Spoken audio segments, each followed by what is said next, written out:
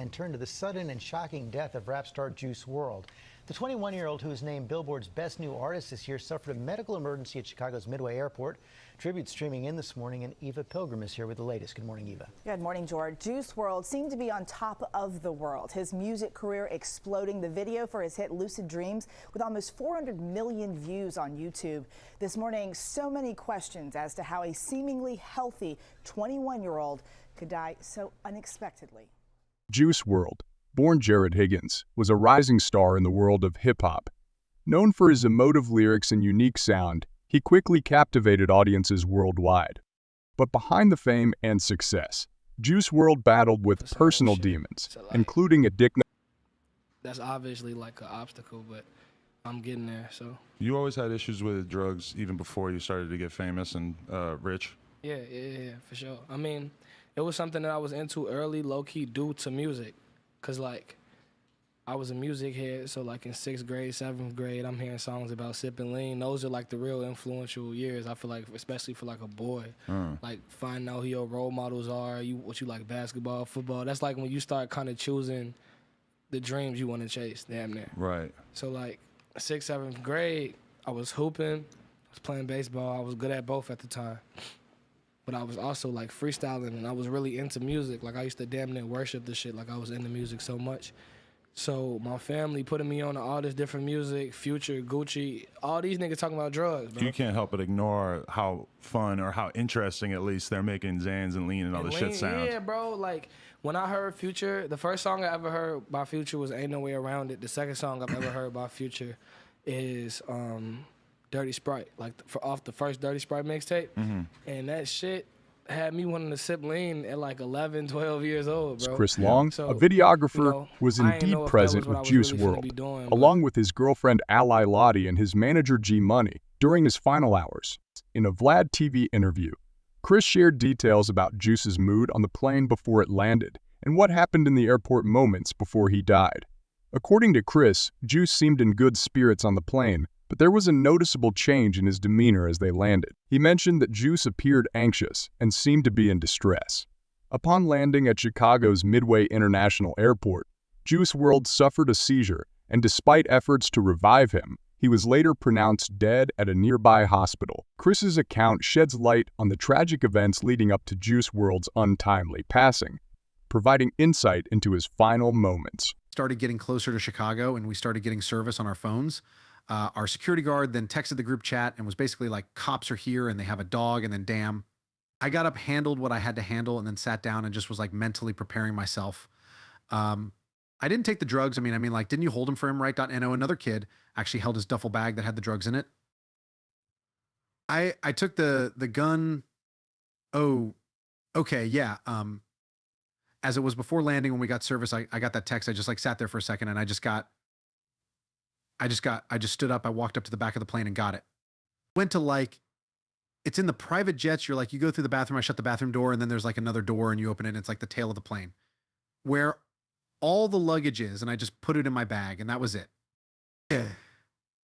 We all know because it was on the group chat. Like, we got a group chat through everybody that was Dot there. So he's freaking out.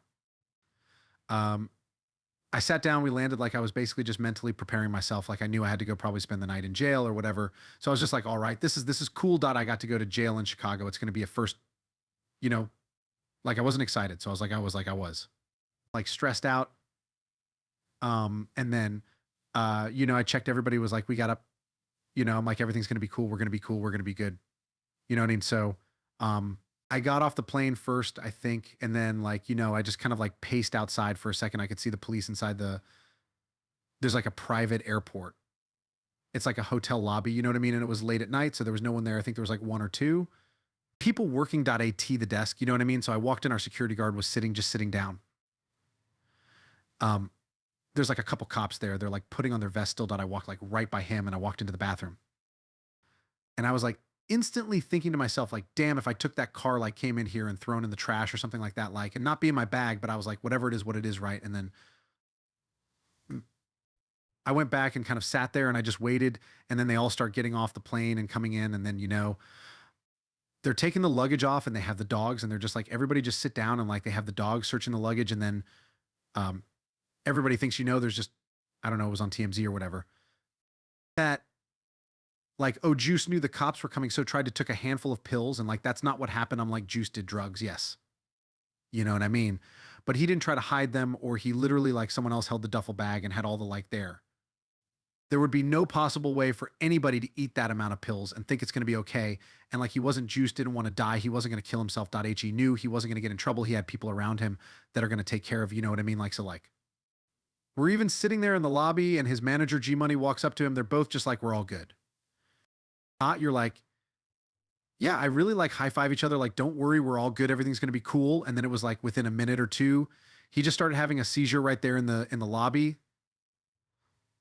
Like as they were like searching the bags and stuff like that. And then .um, that's when like all the chaos broke loose. He made this weird noise. It was like something I've never heard. And I was like, what the fuck is that? Like, I didn't know what I mean, like a weird groaning noise or whatever. And then all of a sudden I look and he was just on the ground. And then I was freaking out. Everybody was freaking out. Everybody's kind of like up in arms. And then the cops kind of just grabbed us all and put us and just handcuffed us all together, arm to arm. Everybody but Ally out, like Ally like wouldn't let go of Juice. She like grabbed him and tried to put him on his side and stuff like that. Juice did have like some pills fall out of his pocket because like I said, like he would just keep coupling though. So he had, and there was like, it seemed like all the cops there just didn't give a fuck. Like they sat there very nonchalantly and like Ally is screaming to call 911. There's one female. I don't know if she was a cop. She seemed like she didn't plan clothes, but I don't know what she was, but she was like rushing around. What are these like picked up the pills off the ground? What are these? And like, I was like, those are, you know, the drugs he takes some, I don't know how many he might have taken today. You know, anybody takes, you know, he's addicted or whatever. That was the lady that ran and got the Narcan and stuff like that. And I was like, that was happening. The cops were just like handcuffing us all together. But Allie, like, she's just on top of him screaming, crying, and you know, anything. Like everybody, we're all handcuffed together and everybody's like still freaking out, looking away. And I couldn't look away. I'm so sorry. I didn't want to like look up and not think we were there. So, and when I looked down on the eyes, it's like, you could see that he wasn't there, but it seemed like forever for the ambulance came. And then I think they got the lady, got the Narcan. They gave him Narcan when they finally got him in the ambulance or in the stretcher and they took him in the ambulance or whatever. And then they're like, whose bag is this? You know, like that one was mine. And I was getting arrested, but they were like, he's going to be okay. He's going to be okay.